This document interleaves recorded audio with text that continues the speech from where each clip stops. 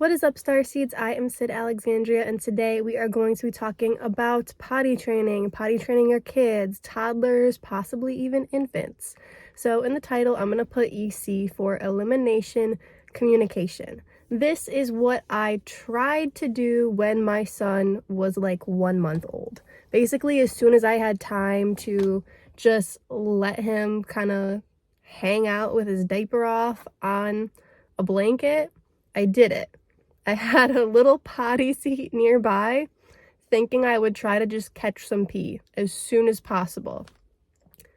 Didn't really work, didn't really do much. Sure, it can work if you have the time to just leave your baby naked all the time and like catch the pee when you feel like they're gonna pee or poop or whatever. I can't say that I would do it again. Trying to catch their pee when they're like a couple months old doesn't do much, in my opinion. It does help you train yourself when to catch their pee, because you can't potty train an infant. You can't. You can potty train yourself to be aware of the times that your infant's most likely to pee. It's not potty training them at that point. It's potty training you. So you can, figure out maybe when they wake up from their nap, maybe there's like a 3 to 4 minute delay and then they pee. You can figure that stuff out, You can see, is it after, breastfeeding or after bottle or whatever? Are they peeing during the bottle, after the bottle? Like when that's happening, you can get a good gauge on when they go. But once again, it's training you. So when you get into training them instead of you, I feel like the sweet spot is like 2 years old. I started potty training my son when he was 1. Didn't really go as planned. He wasn't really getting the hang of it yet. But once he was 2, that's when like things really started clicking. By the time he was 2, 2 years and like maybe 2 months is when he would be going for a long time without wetting a diaper. Once your kid goes a while holding their pee, that's how you know they're ready to start getting potty trained. Once they are capable of holding the pee and then releasing it at a certain time, that's when you can potty train them, okay? So for my son, I noticed that he was going a long time without peeing, and I had already been trying to get him to, go on the potty. I got just a little potty with a seat that you can like rinse out in the sink or whatever to clean. So I have another potty for like the downstairs potty that looks literally like a miniature potty, and I just now took that away for good because he is capable of getting on the toilet himself and off the toilet all by himself. So the potty has been there for like a couple years now, and now finally a couple days ago I took it away because I know that he knows how to get on. His legs are long enough now to reach the potty by himself. I don't have to physically put him on it anymore. So that's why the little potty was there, just in case I was, in the shower or couldn't get to him in time. But I would say 2 years and 2 months is when he was getting the hang of potty training really quick. And all of the time before that, he was being exposed to it. He was trying to do it. He was sitting on the potty. Whether or not he would pee is a different story. Once he was like 1.5 years, then he started peeing occasionally. Once he was 2, 2.5, then he pretty much got the hang of it. And then he was still wearing a diaper at night, and then he was still wearing a diaper at school. He didn't feel comfortable enough to go to the potty at school. He would go at home to the potty all the time during the day. He would wear a diaper at night just in case. He would usually stay dry until the next morning and then pee right when he woke up, but there was sometimes where he wouldn't, so I kept a diaper on him at night for a while after he was already potty trained during the day at home. And then it was weird because he wasn't potty trained at school. He would usually hold his pee all day though at school, so I started having him go to the bathroom and like really make sure he went to the bathroom right before we left for school, and then he would go the whole day at school, and then right when we got home he would go to the bathroom. So that's what we used to do, and then finally he felt comfortable enough to pee at school that now he's been doing that for a few months too if he needs to. Moral of the story is elimination communication is great to train you, not your baby, okay?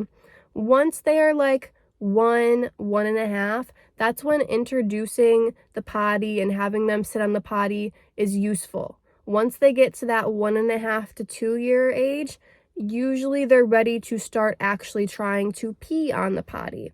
And then once they're 2.5, they should be getting the hang of it. They should be getting, I don't want to say more of a routine, because pee whenever the heck you want to pee, right? But it's going to get more normal to them. And then my son, by the time he was 3, that's when he was going to the bathroom at school too. And he had already been wearing just underwear at night for maybe a month or so before that. So 3-year mark was when my son was like fully ready to go in whatever place he had to. If we were at a hotel out of town or whatever, he felt comfortable enough to do it there.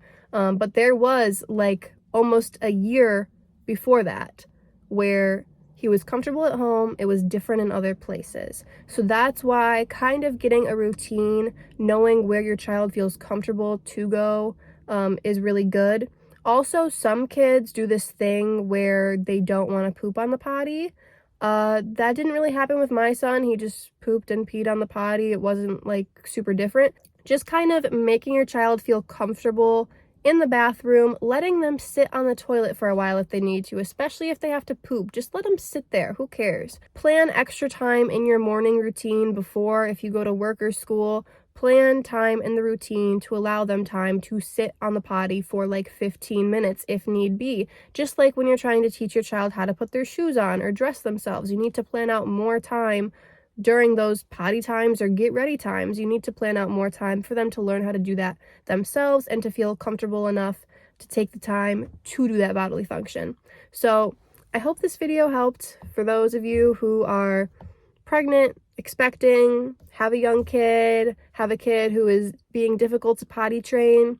Just normalize it, okay? It doesn't have to be a big deal when you go on the potty. It doesn't have to be a big deal if you have an accident. It's okay, we'll clean it up. Here we go. Even if your kid is older, like if they're 4 or 5 and they're still having like a ton of accidents or they're not potty trained still, that's okay. Don't make it a super huge deal when they have an accident. Don't make it a super huge deal when they go on the potty. Do what works for you, okay? That's just what I would do if my kid was that age and was still doing this. I'm sure I would have some annoyance and be like, oh my gosh, just go on the potty already. Like, seriously. I kind of felt that way about my son going on his little potty when it was a lot easier for me for him to just go on the bigger potty so we can just flush it and I don't have to clean the little potty. So I have some relatability to that feeling. But just try to be like, okay, that's fine. Because you have to remember that this is a natural bodily function that your child is going through, and you just want to be like, okay, whatever. You don't want to praise them too much for going potty. I do a little, yay, like, good job. Are you proud of yourself? Like, it's okay to do it a little bit, but I try to kind of adhere to the Montessori Waldorf philosophy when it comes to parenting. I'm not super strict on it by any means. I take what resonates and I leave what doesn't. But so I liked the idea of not making it a big deal when he goes potty, because it's not like, you know, a huge deal. It's just a natural bodily function. Like, we don't need to praise it. You can say like, oh, like, I noticed you went potty by yourself. Like, how do you feel? You feel proud of yourself? Like, you're getting more comfortable with going on the toilet? Like, okay, cool. So that something like that, that's fine. But giving out toys and prizes when they go all week with dry diapers, I did not do that. If that works for you, that's fine. Once again, like, my son picked up on it pretty easily. If I had a child with a different situation, maybe I would be persuaded to go down the prize route, but I never had a potty chart or anything like that. Once again, it works for some people. Didn't work for me and my son. We did something else and that worked for us. Really just do whatever works for you and follow your child's lead. That is the most important thing. If you think they're ready at 1 year old to be potty trained, go for it. Don't be super disappointed if they like have a potty regression or whatever you call it and they're not interested for a while. Kids go through phases and that's a natural, normal thing.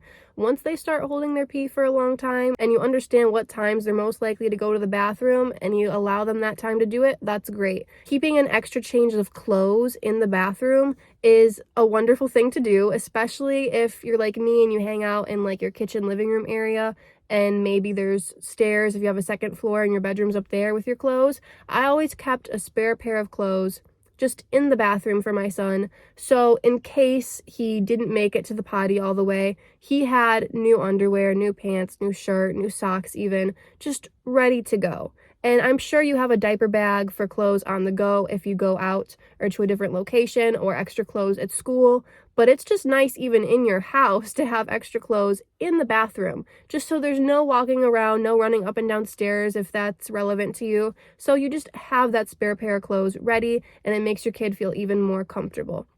Having the bathroom nice and neat and organized is a big thing. Having a potty that's their level. If you don't have a little potty for your kid to go potty on, the big potty is really intimidating. They don't want to fall in. It's not even just a height thing, but it's the fact that that drain leads to the ocean eventually.